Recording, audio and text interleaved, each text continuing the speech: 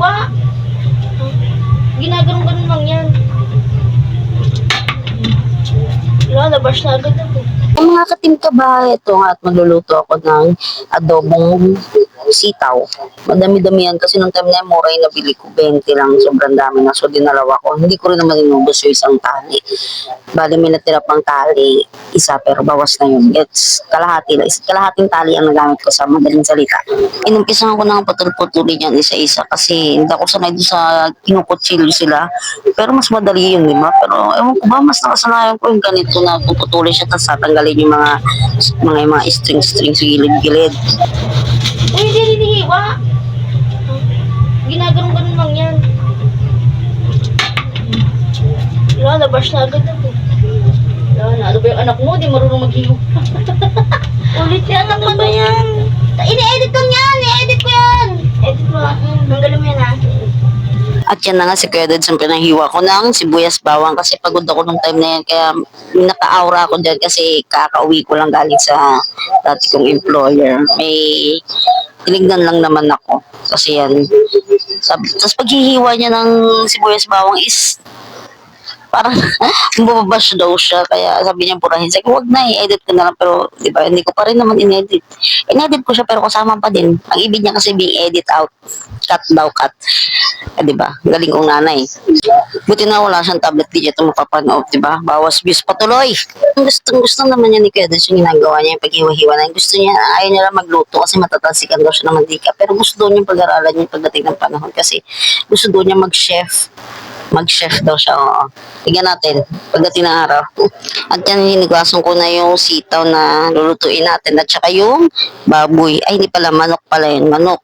Di ko kasi masyado ginagawang pang sahog yung baboy kasi feeling ko di masyado masarap. Di katulad kapag manok, masyado siyang malasa. Gets? So, kanya-kanya tayong pala sa hawag niya kung ano-ano yun dyan. Ito lang yung ganitong angulo ng camera. Pero, masyado pala siyang malayo, no? Pero okay na din. Kaso ililipat ko pa rin yan mamaya. Tingnan nyo lang. Tapos iba pa yung camera ko, di ba? Kasi nalobat ako. Kay Jerry ko yung ginamit kong camera. Pangat ang camera, di ba? Pangat talaga. Maganda pa yun sa akin. Ginisa ko na yung sibuyas bawang dyan. Tapos sinunod ko na yung manok. Baboy na naman. Ay nako, masarap yan yung nagmamantikanan, di ba? Cholesterol, cholesterol, cholesterol. Kaya alam niyo na, ba't mataas cholesterol ko? O hindi niyo pa pala alam, mataas po cholesterol ko. Iniiwasan ko na yun, iwas na yan. Kasi nga, mataas nga siya. Alam ko yun sa sarili ko, pag mataas yung cholesterol ko, hindi ako makagalaw, te. Huwag naman sana maaga may endgame ang babaeng ito, kawawa yung mga anak. Kawawa talaga, te. Lalo na yung bebe boy kong maliit. Naku pa! Hindi na nga ako nagpalit ng damit siya pagdating ko kasi nung nasa talipapa na ako, namalingkin na ako agad para pag uwi ko, magluluto na nga lang. Hindi na talaga ako nagpalit kasi nahabol pa na yung oras. Panggabi si Jericho niyan. Kaya kailangan mapaluto na ako agad. Mga 5:30 na ako nakauwi. Kaya mabilisan lang. Kaya yan, nagisa na ako. Nilagyan ko na ng oyster sauce yan. Nakita ko sa video ko eh. Sana nakita niya rin. Tingnan niyo sitaw, di ba? Ang green na green. Ganyan ang gusto kong sitaw, yung green na green. Ayoko ng parang ano na, pale green. Wow, pale green.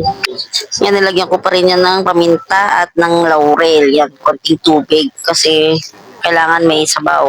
Kasi mga bata, alam mo naman kahit ako, mas bet ko may sabaw kaysa sa tuyo. So, uulitin ko ulit, kanya-kanya tayo ng palasa, o nilagyan ko ng betchin, o kung di ka naglalagay ng betchin, di bahala kayo sa buhay nyo, o nilagyan ko pa ng magic syrup, di ba? Kaya bahala na kayo sa buhay nyo kung paano nilulutuin yung mga sitaw nyo, kung paano kayo magluto ng sitaw na adobo. Rinig pa pala dito sa video yung boss ni JM, kasi nag-iingit-ingit siya, gusto na naman ng daddy, kahit kakadeli lang.